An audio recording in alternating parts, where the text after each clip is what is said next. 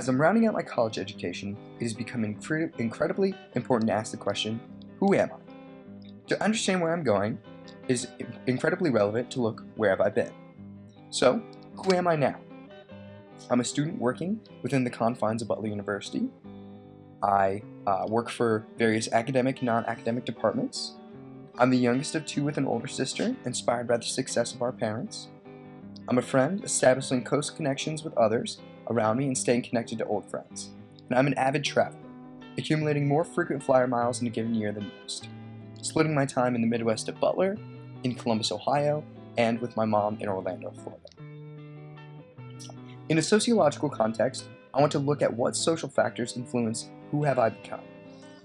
We must begin at the beginning. So where do I come from? Born and raised in a classic Midwest city of Columbus, Ohio.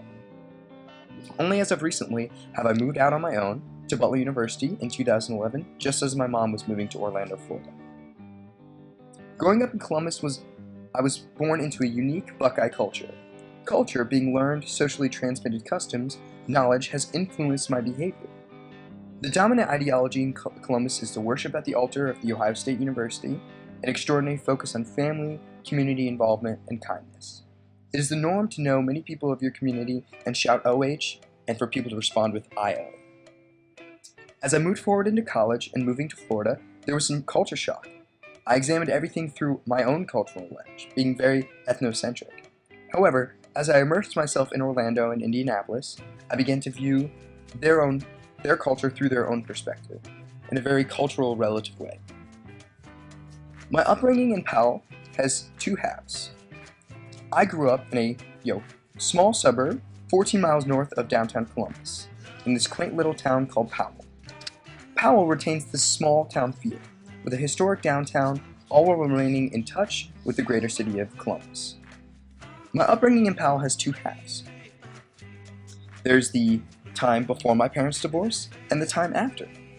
Powell was a very small, kind of tight-knit community, and I grew a lot from their influence. In a sociological context, I look at the factors that led to my parents' divorce.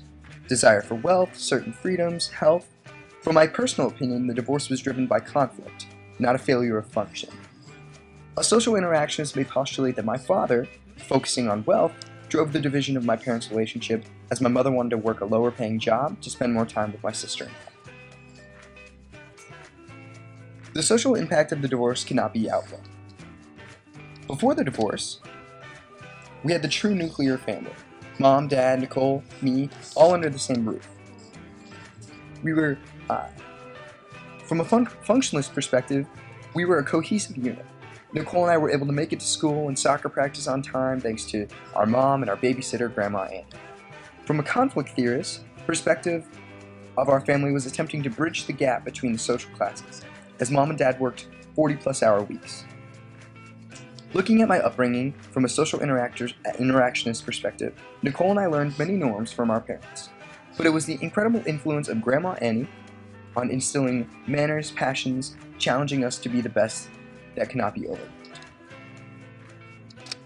After the divorce, it was a very different time in my life. The family dynamic had completely changed. Mom became the sole caretaker, Grandma Annie was gone, and Dad was focused on work. First-hand experiences enlightened me to the power struggle in relationships. Nicole and I became the currency of family, used by both Mom and Dad as power over one another.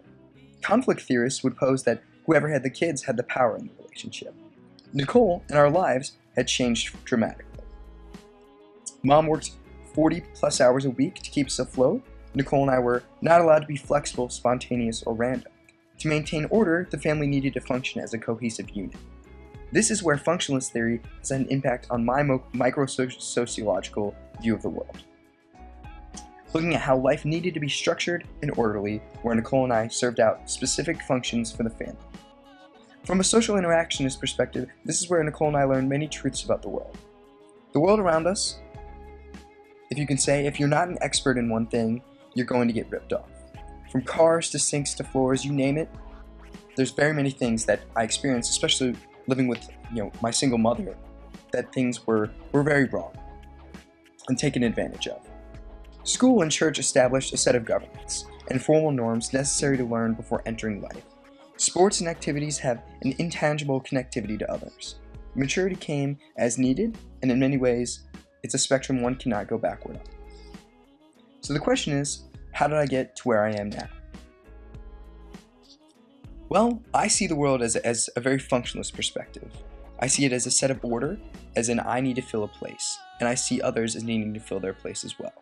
Excelling in academia, work, involvement, all comes out of my need to feel purposeful. As I move forward, it's all about where am I going to be? The real question is, where is next? And what is next? Finding the next system I can dedicate myself to, whether it be medicine or academia, this is the exciting part.